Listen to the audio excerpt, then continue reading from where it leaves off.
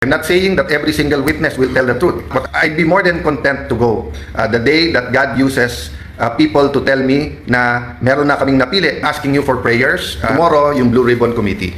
And ang balak talaga ay agawin ang mga committees. Ang lahat ay ginagawa para hindi matuloy ang sunod-sunod na mga hearing. Huwag po kayong kukurap. Baka ito na po ang pinakahuling pagkakataon na ang katotohanan, ang katwiran ay mananaig. Konting smile sapagkat medyo mabigat ang haharapin natin today at mga susunod na araw. Bakit po? Talagang lahat ay ginagawa para hindi matuloy ang sunod-sunod na mga hearing kung saan ay ang katotohanan at buong katotohanan ay lalabas. So, may mga lilinawin lang ako, no? Tomorrow, yung Blue Ribbon Committee. And ang balak talaga ay agawin ang mga committees. Kaya kung sila ay nag-walk out, kami naman ay gumamit din ng parliamentary tool na hindi magkaroon ng quorum para nga maprotektahan ang katotohanan. Sa Friday ay meron din schedule po ang ating kasama sa Senate na talagang parating aral, parating ready at grabe po ang wisdom sa batas tungkol naman po sa DOJ at NBI yung nangyari sa Senate ng May 11 at May 13. Gusto ko lang linawin po kasi kung tama yung reports na nabasa ko hanggang Malacanang, may mga bills daw na importante ang uplift, paano daw matitake up yun kung walang sesyon. I'd like to I'd like to confirm that at least twice pinabot namin sa Malacanang. Pag ready yung bills nila, anytime kami. In fact, may LEDAC dapat 2 weeks ago, tinawagan pa ako ng head ng LEDAC kung tuloy, sinabi ko anytime, sila pong hindi nagtuloy. And then there was one more conversation where sinabi nila hindi pa handa yung mga bills na ilalabas nila. And assuming may bills po sila, sa committee po muna lalabas yon. So, ito lang ay confirmation na ang pinararating sa Malacanang at pinaparating sa ating Pangulo ay mga maling impormasyon. So, we had a light meal dahil napakarami naming meeting, pero I'm asking you for prayers, not just for the 13, also for the 11, not just for the Senate, but for the country. There are times in history where we're in a crossroad. So, minsan kasi sa history, whether ang takbo mo ay 20 kilometers an hour pero 100 kilometers an hour, pareho lang, tingka rin doon. May times in history na left or right, there's no wrong decision, it's just what's the better decision. But there are times in history where a country has to make a decision, for example, when it comes to corruption and poverty, and if you make the wrong decision, the next generation will suffer. So it starts with your personal decision, then it becomes a group's personal decision, katulad ng grupo ng 13. Then it becomes an institutional, a community decision. Then it becomes the decision of a nation.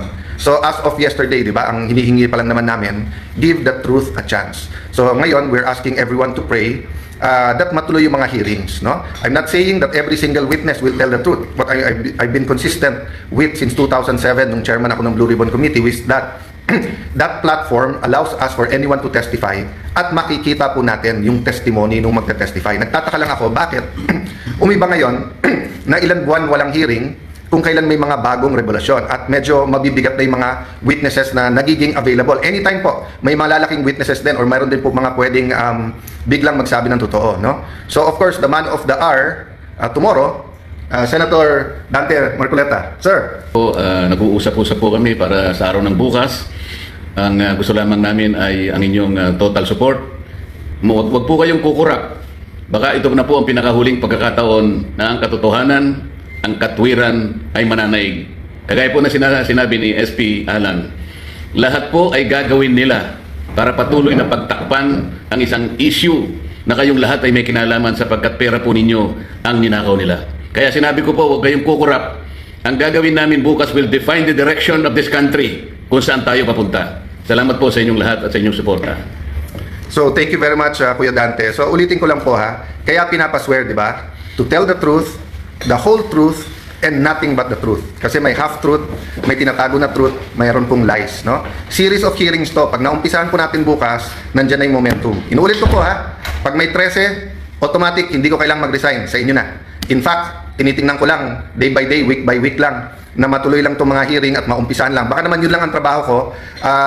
I'd be more than content to go. The day that God uses people to tell me na meron na kaming napili to lead us. In fact, sinabi ko na rin sa 12, gawin yung kandidato ang bawat isa sa atin dito, sino po ang gusto ding maglingkod sa ating bansa. But my mission right now is for the truth to come out. Again, hats off kay Senator Jinggoy Estrada. Napakatagal ko na po siyang kilala. We have our run-ins. In fact, may mga ibang nagpo-post ng aming mga disagreements in the past. But I'd like to reiterate what I said yesterday. Yung sinabi ni Senator Jinggoy na may ebidensya siya na talagang pinipilit siya lumipat at ang kapalit ay kanyang freedom at walang kaso, that's not hearsay to me because narinig ko mismo yung conversation. And palakas ng palakas yan, yung threat na yan sa iba pa naming mga kasama. So, dun sa 11, maybe some of them have a reason na mag-ingay, lumaban, i-discredit yung Blue Ribbon kasi especially pagdating dun sa 18 Marines, nabanggit din ang pangalan nila, allegedly nahatiran din ng Malimaleta. Having said that, dun naman sa inyo na mga tinatakot lang kasi I know at least one member na tinakot siya. Kasama na namin siya eh.